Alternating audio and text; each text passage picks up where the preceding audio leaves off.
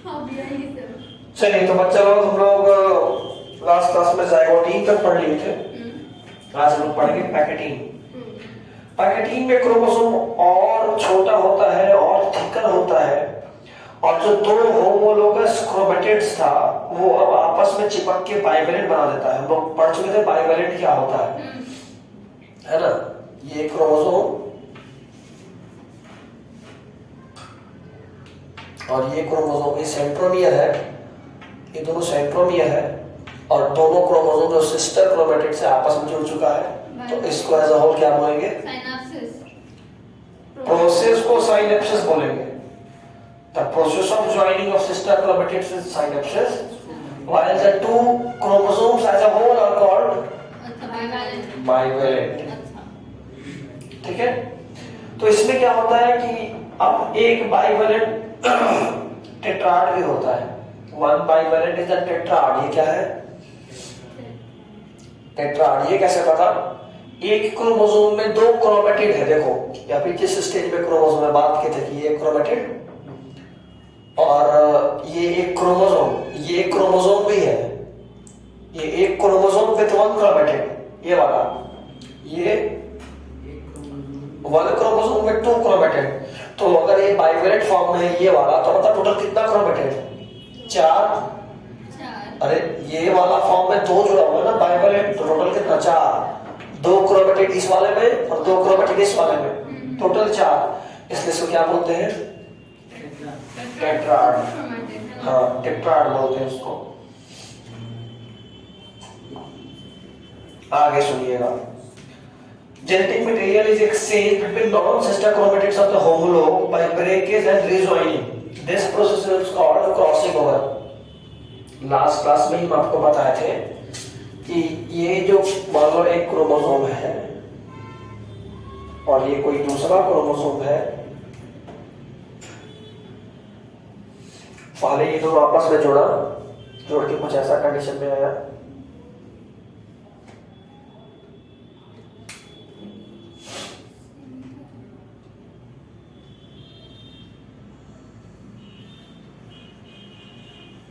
ठीक।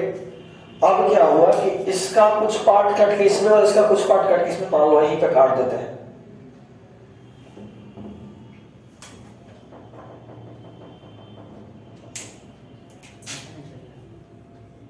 ठीक। इसका कुछ पार्ट यहां और इसका कुछ पार्ट यहां, इसको बोलते हैं क्रॉसिंग ओवर।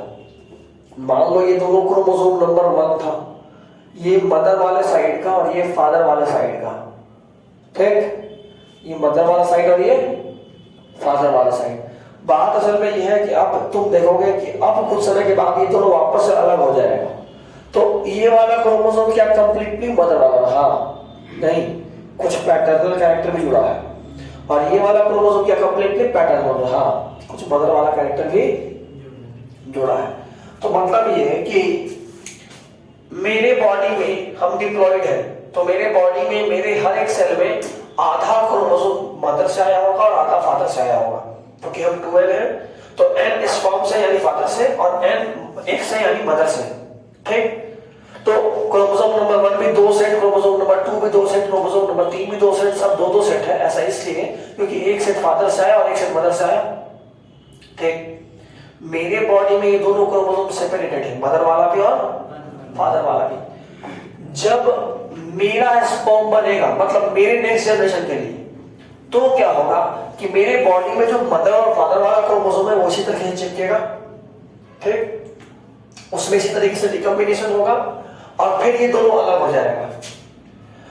फिर ये दोनों यहां से अलग, ये वाला पार्ट अलग, ये वाला पार्ट अलग, ठीक। और उसके बाद मेंडल का लॉ काम में आएगा। याद करो 10th में आप पढ़े थे लॉ ऑफ सेग्रीगेशन, कि जब गैमेट बनता है तो दोनों में से कोई एक ही क्रोमोसोम जाएगा गैमेट में, पढ़े थे। ये सब होने के बाद लॉ ऑफ सेग्रीगेशन काम में आता है, यानी इसमें से या इसमें से कोई एक ही क्रोमोसोम मेरे बच्चों में जाएगा। तो देखते हो अक्सर ऐसा होता है कि कोई बच्चा अपनी माँ की तरह माँ पे गया, कोई अपने बाप पे गया होता है, लेकिन जो माँ पे गया होता है ऐसा थोड़ा ना होता है कि 100% माँ का फोटोकॉपी होता है।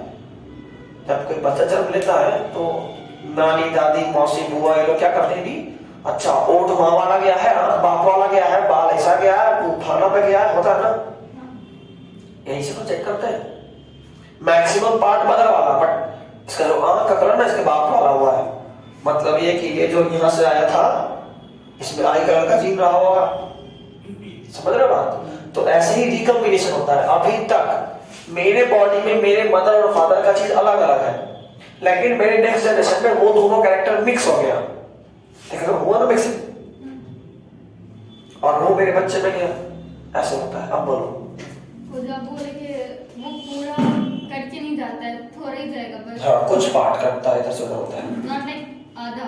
नहीं नहीं नहीं नहीं, हाँ कुछ नहीं, ऐसा कोई गारंटी नहीं है। 20 25 30 भी हो सकता है, 1% 2% भी हो सकता है, डिपेंड्स, जब मन जैसा मन। 1% ही या फिर 1% भी नहीं गया वो? नहीं है, ये पॉसिबल है कि एकदम नहीं जाए, ये पॉसिबल जाना है, कितना कम या कितना ज्यादा ये डिसाइडेड नहीं है। कई बार कुछ बच्चा होता है जो एग्जैक्टली मां की तरह है, एग्जैक्टली बाप की तरह ही होता है, तो इसका मतलब ये नहीं कि कुछ भी नहीं गया, कुछ पोर्शन तो होगा। हाँ बेबी सोचने का तरीका बाप वाला हुआ है, अब वो तो कोई दिखेगा थोड़ा ना, समझे? चलो आगे क्या चाहिए? एक के अंदर इंडिविजुअल के अंदर मदर फादर दोनों का रहता, नेक्स्ट जनरेशन में फिर दोनों कंबाइन करता है। मेरे बॉडी का अगर हम बात करें तो मेरे बॉडी में जो क्रोमोसोम आया है मेरे बॉडी में, वो मेरे मदर और फादर का अलग अलग है, सेपरेटेड इस फॉर्म में। मेरे नेक्स्ट जनरेशन में जाने से पहले ये दोनों इसी तरह मिक्स होगा। तो वो सेपरेटेड कैसे? मेरे बॉडी में अलग नहीं है, हम नहीं बोल सकते कि ये एग्जैक्टली मेरी मां का और ये एग्जैक्टली मेरे फादर का है, इसमें कुछ मिक्सिंग हुआ है क्या, इसलिए सेपरेटेड है। जबकि गैमेट बनते वक्त जब मियोसिस होगा, जब मेरा स्पर्म बनेगा तब ये होगा, इसको बोल सकते कि एग्जैक्टली मेरी मदर का है नहीं, तो ये मिक्सिंग हो चुका है, ठीक? पक्का ना? ठीक ना? सर वो अलग कैसे, जब मतलब मदर फादर से आया तो दोनों मिक्सअप ही होके ना आप में आया होगा? नहीं, मदर फादर में जो मिक्सअप हुआ होगा वो उनका नहीं होगा। जैसे मेरे फादर में, जब मेरे फादर से जब स्पर्म बन रहा होगा मेरे लिए, तो मेरे फादर के अंदर जो मिक्सिंग हुआ होगा ये उनका नहीं हुआ होगा, ये तो मेरे दादी और बाबा का हुआ होगा पिछला। जैसे मेरे में जो स्पर्म बनना है तो मेरा जीवन मिक्स हो रहा है, मेरे मदर फादर का मिक्स हो रहा है, मेरे बच्चे के लिए मेरे मदर फादर, तो डैडी के बच्चे हम लोग हुए, तो उनके लिए उनके मदर फादर यानी हमारे बाबा दादी, और मदर साइड में बात करें तो उनके हमारे नाना नानी का मिक्सिंग हुआ होगा, समझे बात?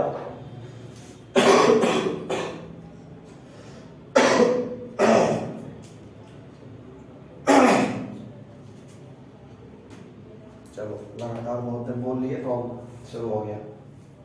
गर्म पानी पी लिया। हाँ विक्स का गोली खाना पड़ेगा, किच नहीं करनी है, बट कोई नहीं, क्लास तो लेंगे, बचने का नहीं उपाय। अगर ये सोच रहे हो कि हम छुट्टी कर रहे हैं ना तो ये इम्पॉसिबल है। सारे तीसरे क्लास लग देते हैं, 12th वाला क्लास हो रहा था, उन लोग को टीवी में भी देखते हैं। आज बुलाए थे, उनका बहुत सारा है, शुरू हो गया, अच्छे ना हो 10th का, अच्छा अच्छा तक कल से 12 बना। 12th का पहला एग्जाम फ्राइडे को है, इंग्लिश तो हिंदी है, उसके लिए पढ़ना पड़ता है। हाँ इसलिए इजी है। चलिए, मौसम ठंडा हो रहा है ना, इसका भी एक कारण है। ठंडा है, किसी के पास बर्फ वाला पानी है, ये उसको ठंडी बताते हैं क्या होता है।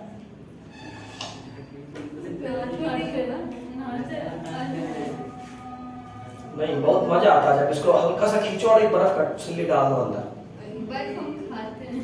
हाँ, तो जब पीठ खाता ना बर्फ तो और मजा आता है। तब अच्छा नहीं होता। बताए थे ना कहानी, हाँ जूनियर को टॉफी खिलाए थे बर्फ डालने के लिए, किसका नहीं खाते, हाँ। डाल इसको, बहुत तंग कर रही है। कॉलेज में तो ऐसे भी हमारे यहाँ डीप फ्रीजर 3-4 फ्रिज और 2-3 डीप फ्रीजर है एक्सपेरिमेंट के लिए। डीप फ्रीजर में से बाहर निकलवाए थे, जल्दी पिघलवे नहीं करे। हमारे पास तो ऑप्शन भी है, शर्ट वर्ट निकाले बर्फ गिर गया, वहां ऑप्शन भी नहीं होता है। जो है जब तक ये बर्फ पिघल ना जाए। खैर चलिए, पैकेटिंग में हम लोग पढ़ रहे थे कि genetic material are exchanged between non-sister chromatids by breakage and rejoining. The process is called crossing over. ठीक है? Next point. At this stage, large recombination nodules appear at intervals on the synaptonemal complex. These recombination nodules help in chromosome recombination. Synaptonemal complex क्या था, कोई बता सकता है? हाँ, synapses में बताया था। जहाँ पे ज्वाइन होता है ना, सिनेप्टोनेमल कॉम्प्लेक्स है। वहाँ पे साइनेप्टोनेमल कॉम्प्लेक्स बनता है, एक सीमेंटिंग मटेरियल होता है। हाँ, ठीक। उसके अलावा भी हम बात कर रहे हैं लार्ज रिकम्बिनेशन नोड्यूल। देखो, हम तुमको समझने के लिए ये चीज यहाँ बनाए हैं कि यहाँ से कट के यहाँ गया और यहाँ से कट के यहाँ आया। एक्चुअली में ये कटिंग यहाँ नहीं होता है, इतना तो कैसे कटेगा, ये यहीं पे कटता है। ये वाला पार्ट इधर जुड़ जाता है और ये वाला पार्ट इधर जुड़ जाता है। हाँ,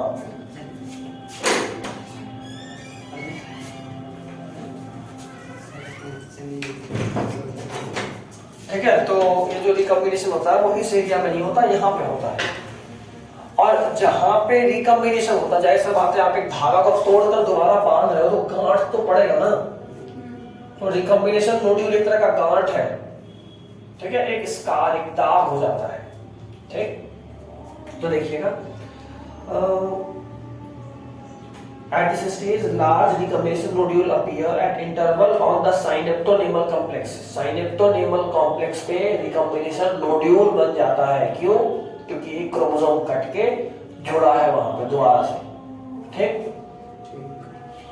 और ये जो रिकम्बिनेशन नोड्यूल बनता है, क्रोमोसोम के रिकम्बिनेशन में इसी का रोल होता है। क्रोमोसोम के रिकम्बिनेशन मतलब ये जो एक्सचेंज ऑफ मटेरियल हुआ है उसके लिए। एक बात ध्यान रखना, साइनेप्टोनेमल कॉम्प्लेक्स के पास एक एंजाइम करता नाम है रिकम्बिनेज। हाँ, ये रिकम्बिनेज एंजाइम का नाम है जो कि रिकम्बिनेशन करवाता है। Next is diplotene. याद रखिएगा, सबसे इंपॉर्टेंट पॉइंट तो ऊपर लिखा हुआ है, oocyte is in this stage till puberty। आप लोग 10th में रिप्रोडक्शन में भी पढ़े थे कि मेल में स्पर्म प्यूबर्टी के बाद बनता है, जबकि इन केस ऑफ फीमेल, जब कोई फीमेल चाइल्ड फीटल स्टेज में होती है तभी उसके बॉडी में जितना एक बनना होता है बन चुका होता है, लेकिन वो एक मैच्योर नहीं होता, वो प्यूबर्टी के बाद एक एक करके मैच्योर होता है। तो जाहिर सी बात है एक सेल रुक गया मैच्योर होना, ये इसीलिए क्योंकि ये वो जो था वो सेल साइकिल के डिप्लोटीन स्टेज में जाके अरेस्ट हो जाता है, रुक जाता है। डिप्लोटीन, जी नॉट मतलब परमानेंट या टेम्पोररी एग्जिट। ये एग्जिट नहीं हुआ है, ये सेल साइकिल में है, उसको डिवाइड करना है। तो प्यूबर्टी के बाद जाके ना फिर तो डिप्लोटीन उसके लिए बहुत लंबा होता है, वो जी नॉट में नहीं जाता। वो एक सेल जो होता है वो बाकी सारा स्टेज कंप्लीट कर लेता है, जैसे ही डिप्लोटीन में पहुंचता है तो रुक जाता है।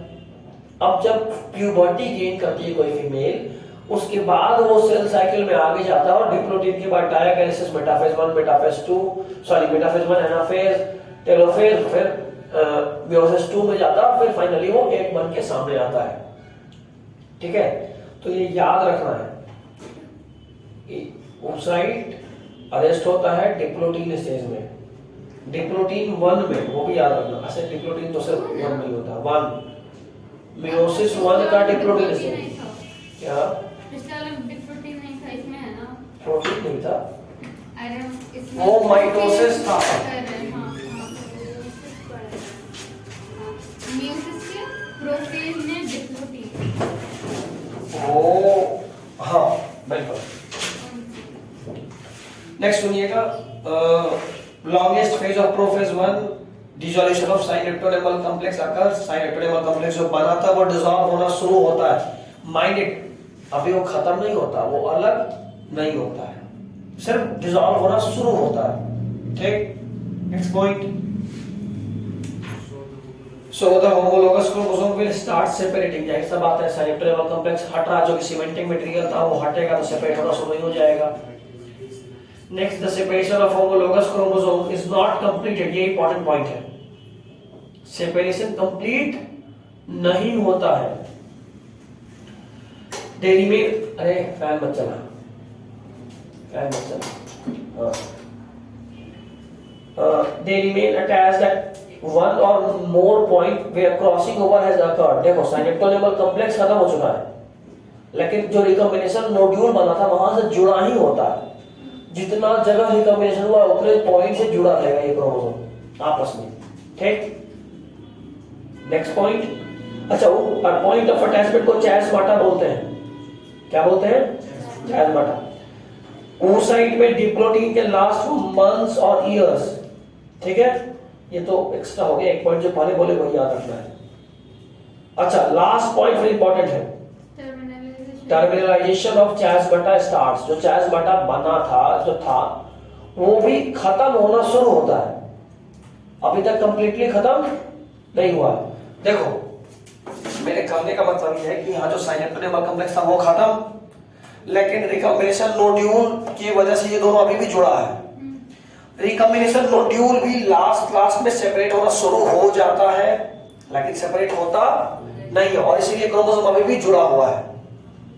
फाइनली सेपरेट कब होगा? नेक्स्ट फेज में, जिसका नाम है डायाकाइनेसिस। इसको पढ़िए और आज के लिए करेंगे। सर बीच कैसे लाइन बना है? हाँ वो काम करेंगे। बस ये अगर जान नहीं तो जान लीजिए, उस साइड में जो सस्पेंडेड डिप्लोटीन होता है, सस्पेंडेड मतलब कि रुका हुआ, अभी बोला अरेस्ट रहता है, उसको डिप्लोटीन स्टेज भी बोलते हैं। लिखिए नहीं बस छोड़ा हो गया। चलो next, disappearance of nuclear membrane and nucleolus. अभी हम बोले थे कि बाकी सब कुछ जो मेटाफेज में हुआ था वही होगा। मेटाफेज बोल रहा हूं, माइटोसिस में, उसमें भी प्रोफेज के अंत में क्या हुआ था? न्यूक्लियर इनवेलप सब गायब हो गया था, वो सब यहां भी हो रहा है। बस वो गायब होने के पहले इतना नौटंकी हो गया, ठीक। बाकी सब कुछ सेम ही हो रहा है। Disappearance of nuclear membrane and nucleolus. दूसरा पॉइंट बहुत important, terminalization of chiasmata is completed, मतलब सेपरेट हो गया। Chromosome are freely distributed in the cytoplasm and RNA synthesis stops, ठीक है। चलिए मेटाफेज 1 नेक्स्ट क्लास में, और नेक्स्ट क्लास में खत्म करके हम लोग ह्यूमन फिजियोलॉजी कोशिश करेंगे स्टार्ट करने का। प्लांट फिजियोलॉजी का लेक्चर देंगे, ह्यूमन फिजियोलॉजी स्टार्ट होगा। ओके, प्लांट फिजियोलॉजी का सर आप परसों कर दो। हाँ, दो तीन दिन के बाद ही। चलिए, this is all for today.